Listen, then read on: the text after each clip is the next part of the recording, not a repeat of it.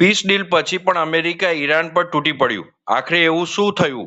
થોડા દિવસ પહેલા અમેરિકા અને ઈરાન વચ્ચે તણાવ ઓછો કરવાની વાતો ચાલી રહી હતી. બંને દેશો વચ્ચે શાંતિની આશા જાગી હતી અને દુનિયાને લાગ્યું હતું કે હવે મધ્ય પૂર્વમાં સ્થિતિ સામાન્ય બનશે. પરંતુ થોડા જ સમયમાં પરિસ્થિતિ ફરી બદલાઈ ગઈ છે. અમેરિકાનો આરોપ છે કે હોર્મુઝ જળમાર્ગ નજીક એક કાર્ગો જહાજ પર થયેલા ડ્રોન હુમલામાં ઈરાનનો હાથ હતો. જોકે ઈરાને આ આરોપોને નકારી કાઢ્યા છે. આ ઘટનાના જવાબમાં અમેરિકાએ ઈરાનના ડ્રોન, મિસાઇલ સ્ટોરેજ અને રડાર સાઇટ્સને નિશાન બનાવી હવાઈ હુમલા કર્યા હોવાનો દાવો કર્યો છે. હોર્મુઝ જળમાર્ગ દુનિયાનો સૌથી મહત્વનો તેલ માર્ગમાંનો એક છે. અહીંથી મોટામાં ભાગે ક્રૂડ ઓઇલ દુનિયાભરમાં પહોંચે છે. જો આ વિસ્તારમાં તણાવ ફરીથી વધશે તો તેની અસર માત્ર અમેરિકા અને ઈરાન સુધી મર્યાદિત નહીં રહે, પરંતુ દુનિયાભરના તેલના ભાવ અને વેપાર પર પણ પડી શકે છે.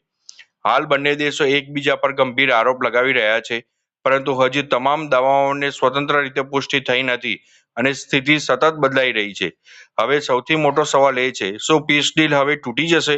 શું મધ્ય પૂર્વ ફરી એકવાર મોટા સંઘર્ષ તરફ આગળ વધી રહ્યું છે? તમને શું લાગે છે? તમારો અભિપ્રાય કોમેન્ટમાં જરૂરથી જણાવજો. જય હિન્દ.